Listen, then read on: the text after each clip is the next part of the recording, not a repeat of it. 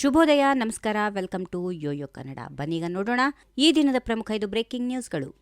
ಸಚಿವೆ ಲಕ್ಷ್ಮೀ ಹೆಬ್ಬಾಳ್ಕರ್ ಮತ್ತು ವಿಧಾನ ಪರಿಷತ್ ಸದಸ್ಯ ಸಿಟಿ ರವಿ ಅವರ ಪ್ರಕರಣಕ್ಕೆ ಸಂಬಂಧಪಟ್ಟಂತೆ ಸಭಾಪತಿಗಳ ನಿಲುವಿಗೆ ನಾನು ಬದ್ಧನಾಗಿರುತ್ತೇನೆ ಎಂದು ವಿಧಾನಸಭೆಯ ಅಧ್ಯಕ್ಷ ಯುಟಿ ಖಾದರ್ ಹೇಳಿದ್ದಾರೆ. ಮೈಸೂರು ಜಿಲ್ಲಾ ಪತ್ರಕರ್ತರ ಸಂಘದಿಂದ ಬುಧವಾರ ಆಯೋಜನೆ ಮಾಡಿದ್ದ ಪತ್ರಿಕಾ ಸಂವಾದದಲ್ಲಿ ಭಾಗವಹಿಸುತ್ತಾ ಯುಟಿ ಖಾದರ್ ಬೆಳಗಾವಿಯಲ್ಲಿ ಇತ್ತೀಚೆಗೆ ವಿಧಾನಮಂಡಲ ಅಧಿವೇಶನದ ಸಂದರ್ಭದಲ್ಲಿ ಲಕ್ಷ್ಮೀ ಹೆಬ್ಬಾಳ್ಕರ್ ವಿರುದ್ಧ ಸಿಟಿ ರವಿ ಆಕ್ಷೇಪಾರ್ಹ ಪದ ಬಳಕೆ ವಿಚಾರಕ್ಕೆ ಸಂಬಂಧಪಟ್ಟಂತೆ ಪ್ರತಿಕ್ರಿಯೆ ನೀಡಿದ್ದಾರೆ.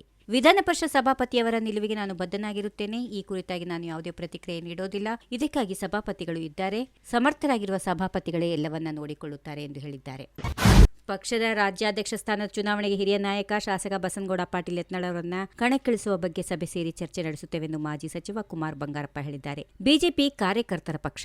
ಎಲ್ಲರನ್ನ ವಿಶ್ವಾಸಕ್ಕೆ ತೆಗೆದುಕೊಂಡು ಹೋಗುವವರನ್ನ ರಾಜ್ಯಾಧ್ಯಕ್ಷರನ್ನಾಗಿ ನೇಮಿಸಬೇಕು ಎಂದು ಆಗ್ರಹಿಸಿದರು. ಪಕ್ಷದ ರಾಜ್ಯ ಉಸ್ತುವಾರಿ ರಾಧಾ ಮೋಹನ್ ದಾಸ್ ಅಗ್ರವಾಲ್ ಅವರು ರಾಜ್ಯಕ್ಕೆ ಬಂದು ಸಭೆ ಮಾಡಿ ಹಲವು ಸೂಚನೆಗಳನ್ನು ನೀಡಿದ್ರು. ಆದರೂ ಜಿಲ್ಲಾಧ್ಯಕ್ಷರ ಆಯ್ಕೆ ವಿಚಾರದಲ್ಲಿ ನಮ್ಮ ಅಭಿಪ್ರಾಯ ಕೇಳಲಿಲ್ಲ. ಅನೇಕ ಜಿಲ್ಲೆಗಳಲ್ಲಿ ಇನ್ನೂ ಗೊಂದಲ ಇದೆ. ಮಂಡಲ ಜಿಲ್ಲಾಧ್ಯಕ್ಷರ ಚುನಾವಣೆಯಲ್ಲಿ ಪಾರದರ್ಶಕತೆ ಇರಲಿಲ್ಲ ಎಂದು ಆರೋಪಿಸಿದರು.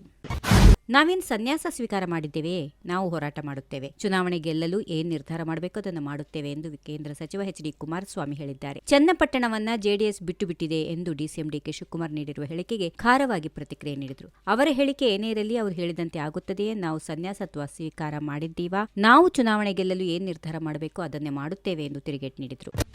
ಬಿಜೆಪಿ ರಾಜ್ಯಾಧ್ಯಕ್ಷ ಬಿವೈ ವಿಜೇಂದ್ರ ಇದೀಗ ಮತ್ತೊಬ್ಬ ಪ್ರಮುಖ ನಾಯಕರು ಅವರ ವಿರುದ್ಧ ಸಿಡಿದೆದ್ದಿದ್ದಾರೆ. ಸಂಸದ ಡಾಕ್ಟರ್ ಕೆ ಸುಧಾಕರ್ ನಿಮ್ಮ ಹಿಸ್ಟ್ರಿ ಬಿಚ್ಚಿಡಬೇಕಾಗುತ್ತದೆ ಎಂದು ಎಚ್ಚರಿಕೆ ನೀಡಿದ್ದಾರೆ. ಬಿಜೆಪಿ ರಾಜ್ಯಾಧ್ಯಕ್ಷ ಸ್ಥಾನಕ್ಕೆ ಚುನಾವಣೆ ಸಮೀಪಿಸುತ್ತಿದ್ದಂತೆಯೇ ಈಗ ವಿಜೇಂದ್ರ ವಿರುದ್ಧ ಒಬ್ಬೊಬ್ಬ ನಾಯಕರೇ ಬಹಿರಂಗವಾಗಿ ಕಿಡಿಕಾರುತ್ತಾ ಇದ್ದಾರೆ. ಯತ್ನಾಳ್ ಬಣದ ಬಳಿಕ ಶ್ರೀರಾಮುಲು ಸಿಡಿದೆದ್ದಿದ್ದರು. ಇದೀಗ ಚಿಕ್ಕಬಳ್ಳಾಪುರ ಸಂಸದ ಡಾಕ್ಟರ್ ಕೆ ಸುಧಾಕರ್ ಅಸಮಾಧಾನ ಹೊರಹಾಕಿದ್ದಾರೆ.